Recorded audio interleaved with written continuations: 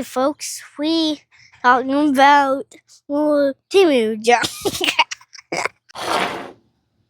Ooh.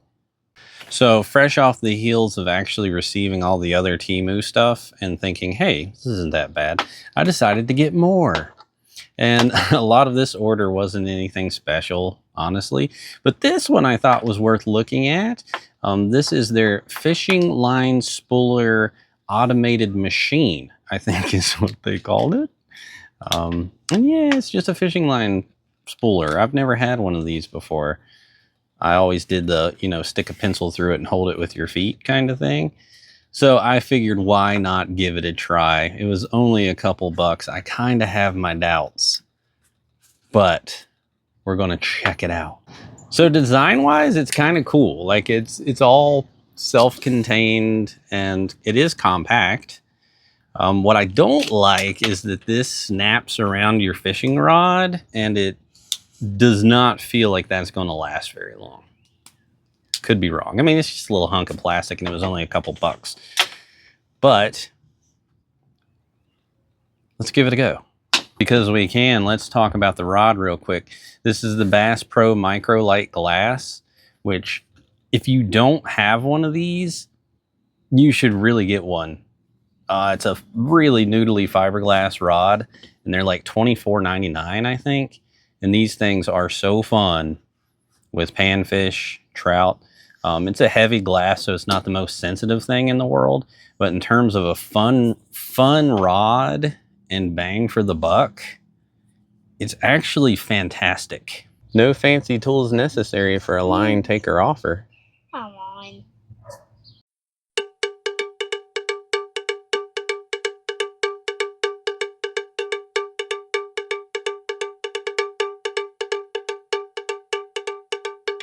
So, to the best of my knowledge, we just find the right size slot, and then we're just going to snap. Oh yeah, that's not snapping at all.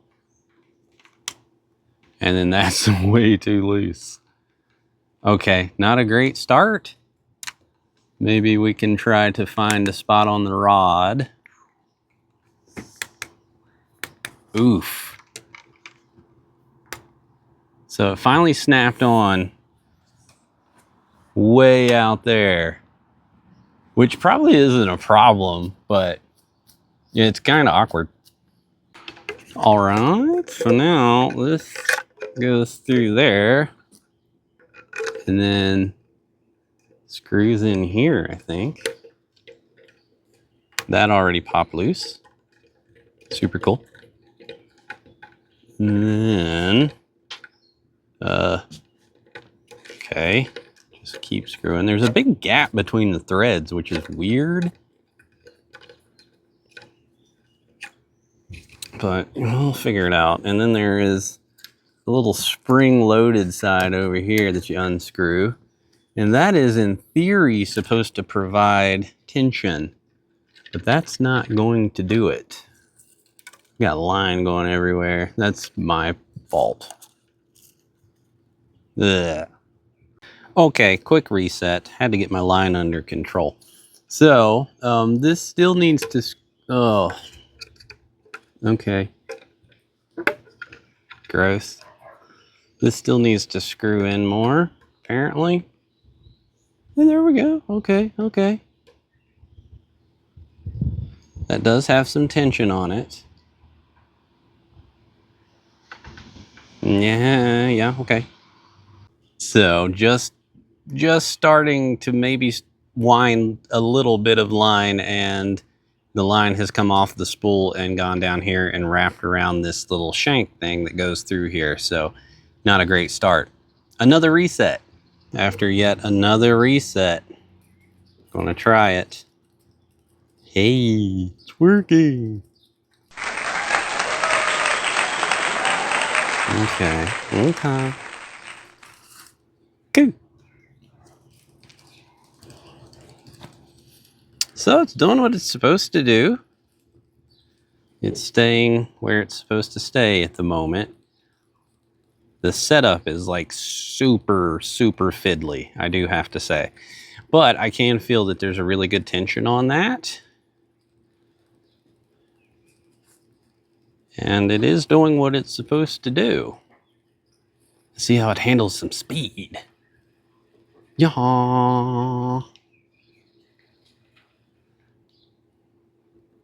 Okay, the tension's changed.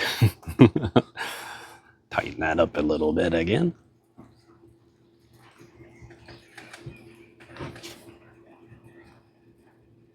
I have to try this on a bait caster or something at some point. Yeah, the tension's 100% changing here as I'm going. So that's way too tight. And then let's see. So right now I can feel that tension. And right about there, I can feel it just massively changed. So that's kind of dumb and annoying. Now, even when the tension is changing and going off, there's still some tension on it, but it's changing significantly.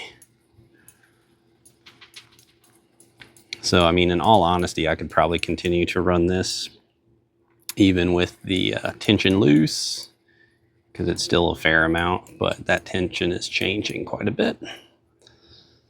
So there we go. That's pretty much full spool. Doesn't take much on these ultralights. I don't even know. All right, and then removal is just reversing that process of unscrewing for 20 years. Yeah, I won't make you watch all that. So the main reason I wanted to do this video was the reality of Temu. I haven't ordered an insane amount of things from them. But I think when you're getting into this realm, when things are getting a little more technical, you are 100% getting what you pay for. I'm not at all impressed by this. Not at all. That being said, some of the stuff I've gotten from Temu, I have been impressed with. So I think when you're doing things that are pretty simple, soft plastics, things that are a little easier to execute. I was really impressed with the nippers I got in that last order. I was really impressed with the pliers. Those are all solid aluminum, and there's not much there you can mess up. When you're getting into something like this, where in the design sense it's a little more technical and there's a lot of moving parts, you're getting what you pay for sure. And it's not great. Now, does this work? Yes. Do I think there's merits to using this over the good old stick a pencil through it that I've always done? No. I've always kind of wanted to get a nice line spooler, just never really did because I've gotten by without it. But this was cheap enough, and I figured for the sake of interest in a video, I'd give it a try. Now, again, that being said, really not impressed with this. I think there are things on Temu that's worth your money, worth your time. I think there's things on Temu that are just junk, plain and simple. And I'd put this in the junk category. It's a good idea. I like that it's, it's self-contained and it all, the handle stores in there and that's all there is to it.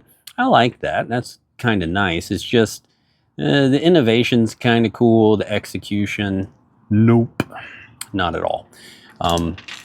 Again, this whole thing hinges on this little snap connection right up here, which is just this little lip. If that wears out at all, you're going to have to hold this thing together with a rubber band or something, and that will 100% wear out. It's just cheap plastic. So other little things, I don't know why in the world they didn't just thread this entire thing. If they had just threaded this entire thing, you would have sort of infinite adjustability there. Now you have that much bite, and then after that point it's just this weird no man's land, and then it doesn't tighten up until you get to about right here. So if this whole thing was just threaded, it would work so much better. But again, the crux of this is I think Temu is worth experimenting with. We went over some stuff in the last video, and I still plan on doing some videos using some of that stuff. But now that I've done 2 orders with them, I have 100% noticed that you're getting what you pay for. So I think on your end, you need to use a little discernment. It's like soft plastics. You can't really get that wrong. You know, if you're getting that wrong, then yikes, that's really bad. But stuff like this, there's a lot more moving parts. It's all plastic. There's a lot more room there for nopes. And this one's a nope. So far, Temu, I've you know, just 2 orders. I feel like I've got them figured out.